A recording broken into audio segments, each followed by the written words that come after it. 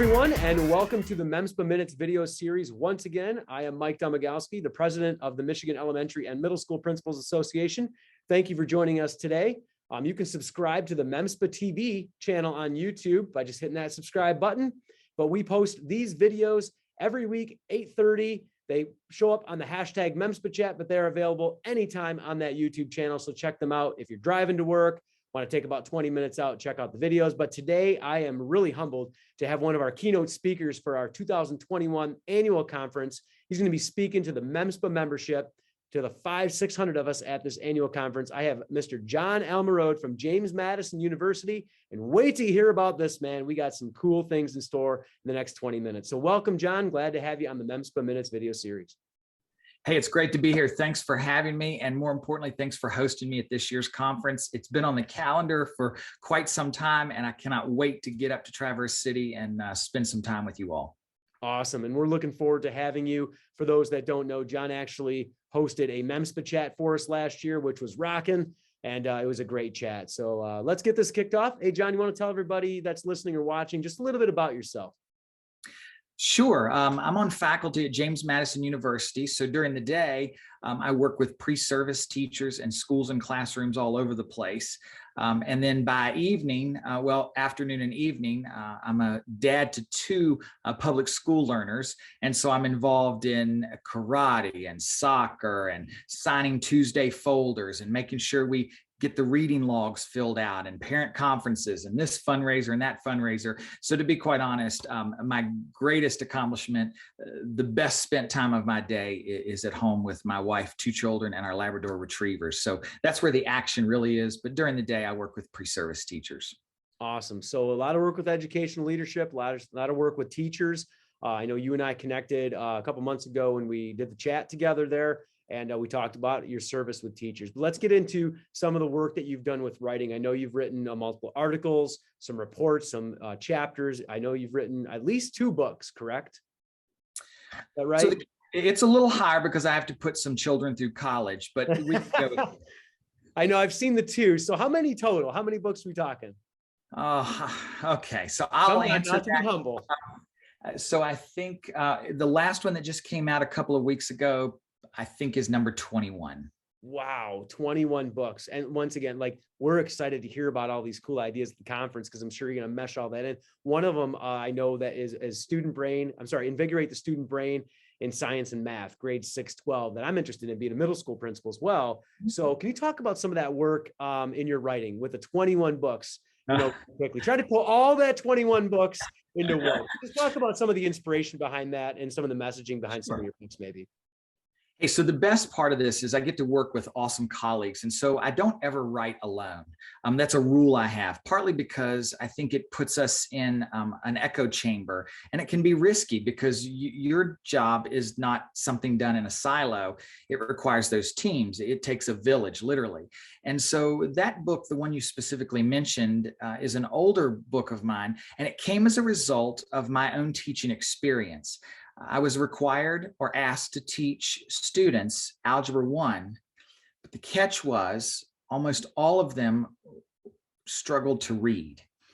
Oh boy. And so it was this mismatch. And while I knew mathematics and while I knew the logistics and the mechanics of teaching, what I didn't understand was how students learn. And that was a piece that was missing, because you can put an objective on the board. You can design an experience that you think is worthwhile. But at the end of the day, if we don't have an understanding of how students learn and the implications of that research on the decisions we make as a teacher, that can cause us some problems. And so if you come full circle, my colleagues and I just finished work on a playbook that's entitled How Learning Works. And it's an updated look at what we know about how students learn and what it means for us in the classroom. And so that was really the impetus behind that older book, or oldest book, actually. And now the work is, okay, so then how do we translate this and implement it in the classroom, whether you're teaching music or mathematics, kindergarten or calculus? How do we take the science of learning and translate it into our classrooms? And that's what would probably describe the most recent work of my colleagues and me, taking what works best in the research and translating it to practical strategies, interventions, and approaches for the classroom. And the thing I think I love the best about what you just said is taking the science of learning and applying it to the classroom. So flipping that script as we work with our teachers, and I'm an administrator in a building of 700 kids. I work with my teachers on consistently trying to flip that narrative of it's not a template of how you teach. You need to teach to the students. It's a lot different than it was, maybe that mindset was 20 years ago. You need to really understand the student, understand their brains, how they learn differently, and teach to that, as opposed to, I have set curriculum, I have set ways I do things, you need to conform to me. That's out the door. And if we are teaching like that, we have major problems. So I'm glad to hear you say that about the science and the research behind that. Let's talk about what that message then is to principals and leaders, because at the annual conference on December 9th, we're going to hear you speak. So I'm sure we're going to take some of those kind of ideals and some of that research and some of that findings from you into a keynote. So not to give too much highlights away, because I don't want you to give the keynote away, but kind of talk about that as it pertains to what's the message for principals and what are we going to be listening to? That's a great question. So not ever having served as a building level administrator, but working with building level administrators all over the place. One of the things that I think is important, and what I've kind of garnered from my work with the team that I get to hang out with a lot, as well as the work in schools, is that principals, you're not off the hook. And I don't mean to imply that you ever thought that, but oftentimes we look past the principals, we look past the assistant principals, we look past even the district level administrators, and we zero in on the classroom teacher. The catch is that we can't look beyond the individual that has the bigger picture view, so to speak.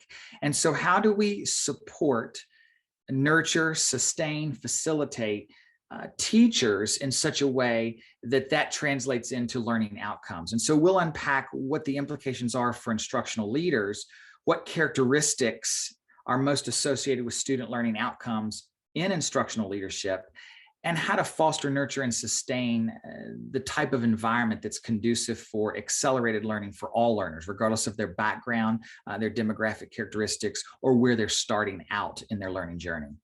Awesome. And like I said, I'm excited to hear that keynote and excited to hear you talk about not only just the research, but techniques and the work that you've done with administrators. So I appreciate that. As an administrator myself and talking with several principals, we're right in the trenches, especially at what we're thinking about the end of COVID-19. Have you worked with any administrators currently over the last 6 months or year? And can you talk about some of those experiences you've had of what they're going through and how you've helped them? Sure. My contact with schools hasn't waned at all. It's just shifted to Zoom, right? Yeah, exactly. And I think that's the story of our lives. Yeah. We now are on Zoom, and I think it would be apropos for us to have a shirt that says "You are on mute," and so we just point to it when needed. Here's what we've run into, I think, two major challenges. And again, not to reveal too much, but very quickly go into those. Number one is our mindset, our expectations, our belief systems. For example, what leads us to make statements like learning loss versus unfinished learning? If we approach it as learning loss, that has implications on our beliefs and expectations of our students versus unfinished learning. You can probably guess which of those two leads to the greatest growth in student learning. And then over here in the other silo, we're bombarded every day by what works best, evidence-based practices, high leverage practices. And while that's good news in terms of educational research, all it does is build our toolkit. What we aren't very good at yet is translating that toolkit into implementation. Because what it looks like in your middle school can be fundamentally different than what it looks like in the elementary school down the road, the high school up the street, or even the middle school right next door. Right. The point being is, how do we support teachers in discerning all of the evidence about what works best into purposeful, deliberate, and intentional approaches, interventions, and strategies that match the local context of the classroom, not some TV dinner style approach to teaching where it's scripted, it's programmed, and all we do is heat and serve. And that's really going to be the focus, is how as instructional leaders do we nurture that type of environment, set up that type of environment, sustain that type of environment that really takes into account expectations as well as the expertise of the teachers and what we know about our own classrooms.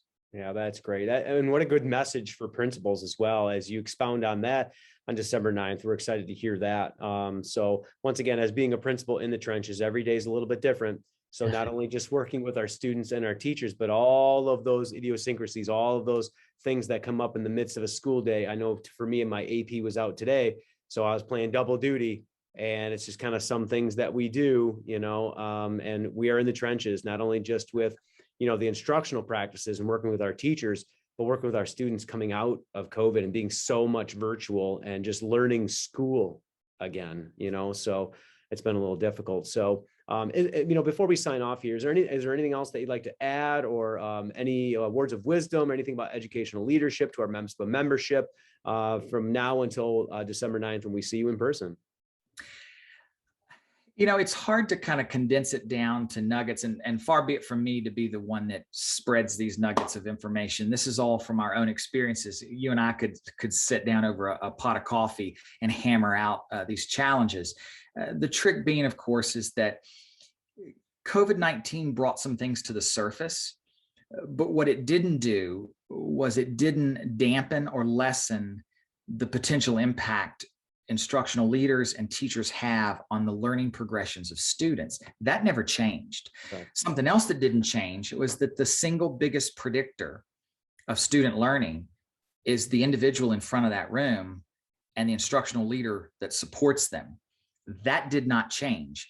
And so while we are engaging with a different student coming out of an international pandemic, they're still learners. The rules of learning still apply. What we have to do is again, an overused word, pivot and meet them where they are, and we're going to be fine. And the data suggests that, regardless of what the talking heads say, regardless of what the news media picks up, the data suggests quite strongly that in the end, we stepped up and took care of business, but we had to do it recognizing that things are a bit unique coming out of this pandemic. And so the value's still there. The importance is still there. It's how we now package it that needs to be adjusted.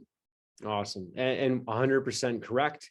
I've heard that, and that has never changed, is that the most important person in the classroom is that instructional leader, which is the teacher in the classroom. And for us as administrators, it is our job to remind teachers how important they are to the impact of the academic struggles and triumphs of the students, but also the social emotional as well. So our nonverbals, our verbals, the instructional practices that we are doing with them, all of that is important, and we will be good. We'll be all right as long as we continue that process and understand that. So John, I appreciate the time. We are going to see you on December 9th at the annual conference. I know it's going to be an outstanding message. I've heard such great things, not only just reflecting back on the chat that you did for MEMSPA a couple months ago, but just our conversation today, and also our little conversation before even this video series started. I always like to introduce and talk a little bit. So I appreciate your time, and I appreciate all the work you do. Thank you. Thank you. Thank you. And thanks for having me. I'm really excited. I get to travel, and that's unique. It is. I'm excited. I'm excited to have you. I'm excited to meet you in person, and we will see you up in Traverse City. So for everyone listening to this and watching this, once again, you can subscribe to MEMSPA TV on the YouTube channel. So just hit that subscribe button. We want to continue increasing those subscriptions. And once again, you can check out this video after 8:30 p.m. that comes up on that channel. And we have a brevity of videos about strategic planning, keynote speakers like John here, and a lot of other things from our executive director, Paul Liebenow, and other MEMSPA members as well. So check out the YouTube channel. But for that, I want to keep in mind that we are better together to everyone. And also, we're all going to be okay. We're going to be okay. So we will see you next time. We will see you next week. Thanks to John. Thanks for everybody else. And we'll see you next week.